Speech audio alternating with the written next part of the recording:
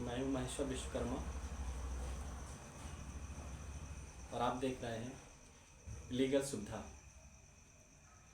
आज मैं आपको ले चलूँगा एक बहुत बड़े सबसे ट्रेंड मैटर की ओर।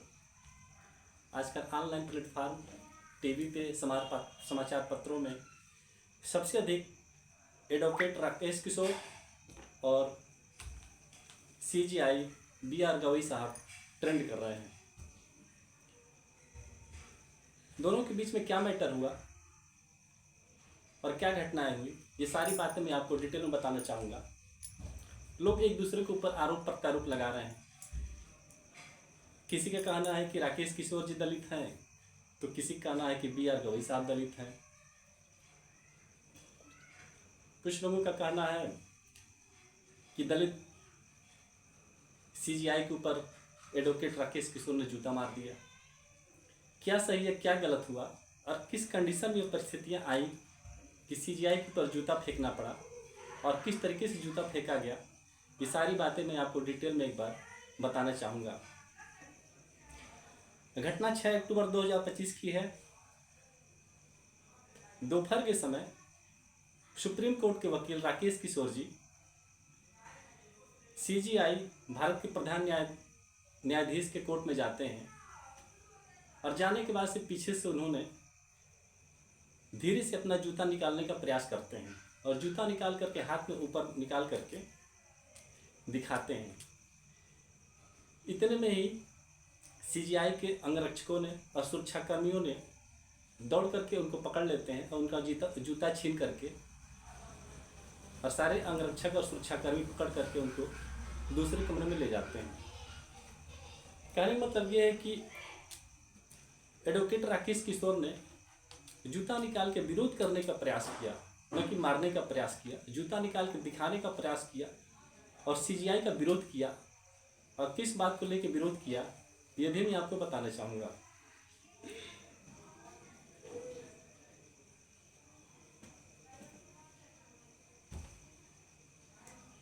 लोगों के मन में भ्रम है कि बी.आर. गवई साहब एक दलित हैं और एक वकील ने दलित के ऊपर जूता निकाल के मारा। लेकिन मैं आपको बताना चाहूँगा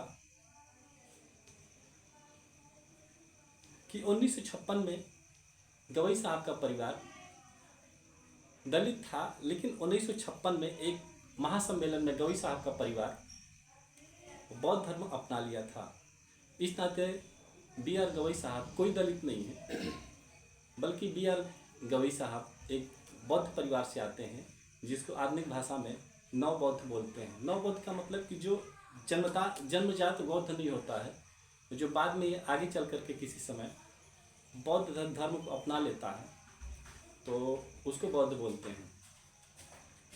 तो मेरे कहने का मतलब यह है कि गवई साहब दलित नहीं है, बल्कि एक नव बौद्ध हैं। और राकेश किशोर जो एक खुद ही दलित व्यक्ति है, जो 71 वर्ष का एक सुप्रीम कोर्ट के वकील हैं, जो सुप्रीम कोर्ट में प्रैक्टिस करते हैं। राकेश किशोर के मन में ये बात क्यों आई कि जूता निकाल के उन्होंने मारने का प्रयास क्यों किया, या फिर जूता निकाल के विरोध करने का प्रयास उन्होंने क्यों किया। तो राकेश किशोर जी का कहना है कि दो बातों से मेरे मन में ये भावना आई और रात को मैं सो नहीं पाता था, और दो बातें मेरे मन को झकझोर रही थी। वह दो बातें मैं आपके सामने रखना चाहूँगा। एक घटना होती है 3 अक्टूबर 2025 को। बी.आर. गवई साहब जो हमारे भारत के प्रधान न्यायाधीश हैं, मॉरिशस में एक विषय होता है rules of law in largest democracy विषय, अर्थात सबसे बड़ी लोकतंत्र में कानून का शासन। तो गवई साहब को मॉरिशस में इस विषय पर बोलने के लिए बुलाया जाता है और गवई साहब बोलते हैं कि भारतीय कानून व्यवस्था रूल्स ऑफ लॉ, कानून का शासन द्वारा चलती है, न कि बुलडोजर जस्टिस। बल्कि भारतीय कानून व्यवस्था रूल्स ऑफ लॉ, कानून के शासन से चलती है, न कि बुलडोजर से चलती है। तो राकेश किशोर जी का ये कहना है कि ये उनकी 3 अक्टूबर 2025 को जो गवई साहब ने जो मॉरिशस के सम्मेलन में बोला, ये बात उनको पसंद नहीं आई कि भारत की कानून व्यवस्था कैसे चलती कैसे नहीं चलती है। इसका काम कार्यपालिका का है, न कि न्यायपालिका का। दूसरा, 16 सितंबर 2025 को गवई साहब की अदालत में एक पिटीशन दाखिल होती है। एक PIL एक व्यक्ति दाखिल करता है, जिसमें वह कहता है कि खजुराहो में एक भगवान बुद्ध की खजुराहो में एक भगवान विष्णु की प्रतिमा है जिसकी मूर्ति खंडित हो गई है। और पिटीशन इस बात को लेकर दाखिल करता है कि भगवान विष्णु की जो मूर्ति है उसका एक खंडित हो चुकी है, उसका सर टूट गया है। और वह रिक्वेस्ट करता है कि इस मूर्ति को दोबारा प्रतिस्थापित किया जाए। लेकिन गवई साहब उस मामले को वहीं खारिज कर देते हैं और यह लिख करके कि यह मामला पुरातत्व सर्वेक्षण मतलब ASI का ये मामला है, न कि न्यायालय का। उनका कहना था कि यह हमारे अधिकार क्षेत्र में नहीं आता है, यह न्यायालय का नहीं है, ये ASI भारत सरकार का मामला है। इस नाते वह उस PIL को खारिज कर देते हैं, क्योंकि आर्टिकल 49 संविधान में आर्टिकल 49 यह कहता है कि किसी भी पुरातत्व धरोहर को संरक्षित करने का अधिकार भारत सरकार का है।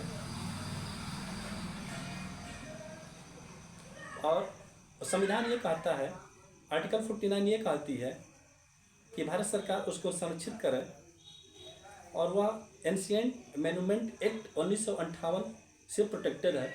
और सारे जितने पुराने हमारी धरोहरें हैं उसको भारत सरकार संरक्षित करेगी, उनका विकास करेगी।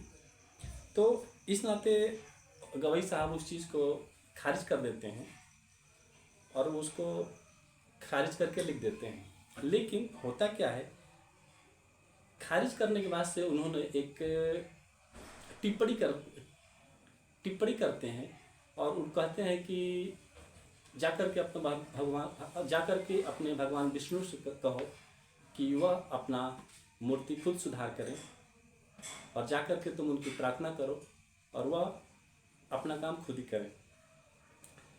तो एडवोकेट राकेश किशोर को ये गवई साहब की बातें अच्छी नहीं लगती हैं और एडवोकेट राकेश किशोर ये कहते हैं कि मेरे मन में कई रातों से ये बातें चल रही थी कि गवई साहब ने ठीक है उस पिटीशन को खारिज किया और लेकिन उनको टिप्पणी करने का कोई अधिकार नहीं बनता है।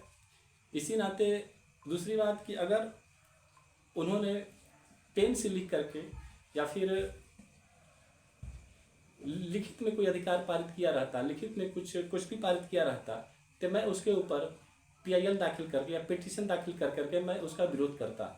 लेकिन राकेश किशोर के पास उसका विरोध करने का कोई अधिकार नहीं बचा था, क्योंकि उन्होंने मौखिक रूप से भगवान विष्णु के ऊपर टिप्पणी की थी। इसी नाते राकेश किशोर के पास दूसरा कोई विकल्प नहीं बचा। इसी नाते उनके मन में ये आया और वह उनकी अदालत में जाते हैं और जूता निकालने का प्रयास करते हैं और इस प्रयास में ही वो पकड़ लिए जाते हैं और उनको सुरक्षाकर्मी बैठा लेते हैं। तो दर्शकों, मैं आपको ये आपके ऊपर मैं छोड़ता हूँ कि गवई साहब और राकेश किशोर दोनों में किसकी गलती है और क्या करना चाहिए क्या नहीं करना चाहिए, ये सारी बातें मैं आपके ऊपर छोड़ता हूँ। और हमारा वीडियो अच्छा लगे तो आप इसको लाइक करें, शेयर करें, सब्सक्राइब करें। धन्यवाद।